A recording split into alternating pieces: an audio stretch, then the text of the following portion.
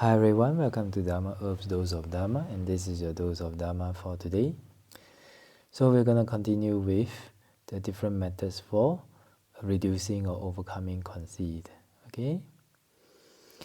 At the contemplation level, of course.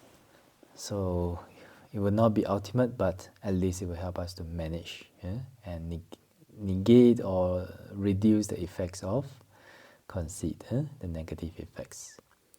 Okay, so another way to help us overcome, transcend, or reduce conceit is actually through the contemplation of causes and conditions.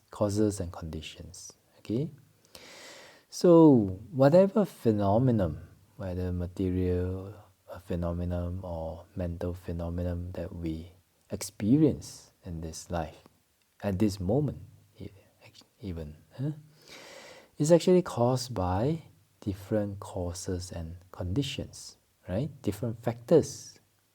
So when different factors, whether internal or external, when they are present, then this certain phenomenon is present.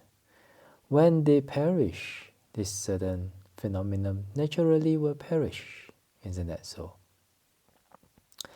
So when we constantly train ourselves to look at things in this way, look at things from the point of view of causes and conditions. Okay, this, my mother, my father, they're all causes and conditions, and because of different causes and conditions, whether it's karma, whether it's wise attention or unwise attention, whether it's experience, etc., then they have this body, they have this mind, and they have this perception, they have this understanding, opinions, emotions, etc.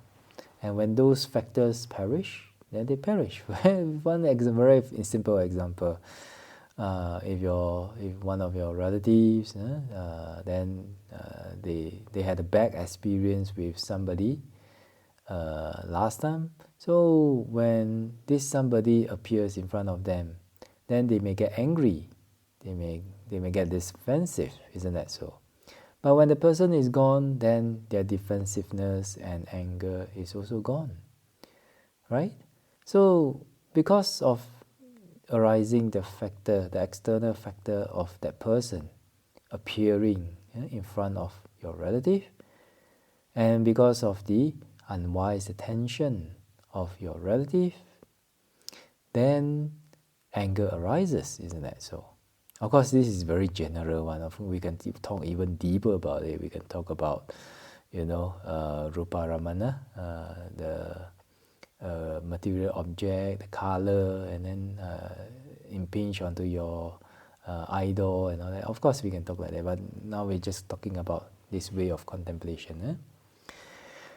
Okay, then, so when the person disappears from the awareness or the sight of your relative, then your relative or didn't even appear any in the beginning, then there's no factor that causes your relative to get angry, isn't that so?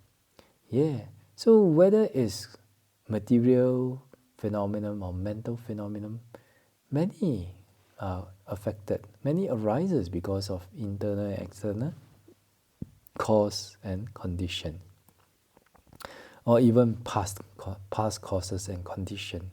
Past means like in past in this life, or past in your previous lives, etc. Okay.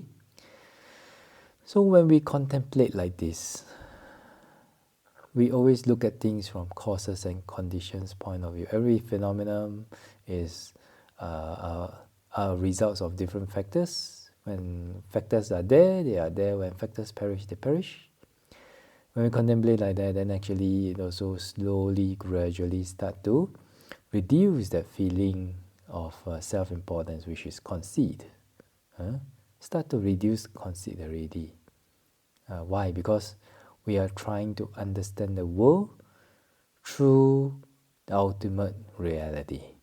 But it is only at a contemplation level, so the effects are limited, but it's good enough it is good enough to help us to transcend or to transcend conceit, and also to let go of any conceit that may arise.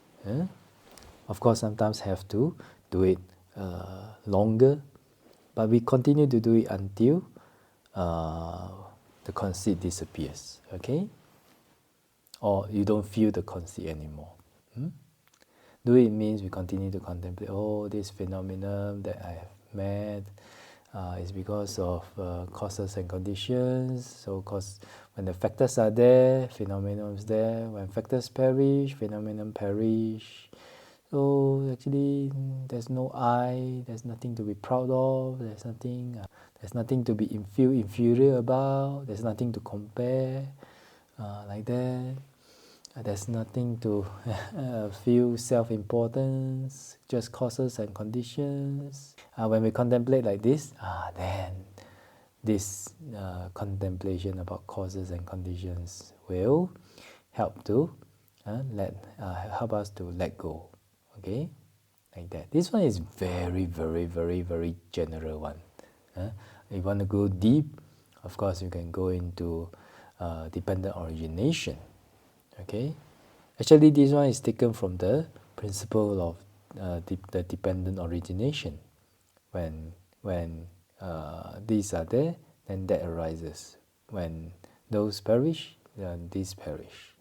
So like that, we can apply the Dharma in this way. And actually, this is just purely just wise attention, and understanding phenomenon from ultimate reality in the contemplation level. Okay, like that. If you don't know about really what is with your life, what are the ultimate realities of life, then you can go and read a little bit about the Abhidharma, or there's many books on it, but maybe you can start with the Comprehensive Manual of Abhidharma by Bhikkhu Bodhi or Narada Thero. Then it will be very good. It will help you to understand better. This is what we call, I think it's in the Great Chronicles of Buddha by Tipitaka Sayadaw, Mingun Sayadaw. There's one footnote that says about this, which is called the Jhana Nikanti Dhamma, something like that. So what is that? Actually, it is when somebody, they do not have the power to endure yet, then they can do contemplation about, they can read, understand, and do contemplation about the 5 aggregates, the 12 bases, the 18 elements, dependent origination, etc. And this contemplation will help them to increase their powers and abilities to endure. How then? So endure, that one is for endurance, which is for patience, Kanti Parami. But actually, if we apply that, then actually it can help us to reduce defilements also at the contemplation level. This is what it means, isn't that so? Okay, so I mean, this means that if it can be used for empowering our ability to be patient, then definitely it can also, and through practice and through verification, definitely can help us to increase our ability to reduce defilements also. Okay, especially for different defilements, and even conceit also, like that.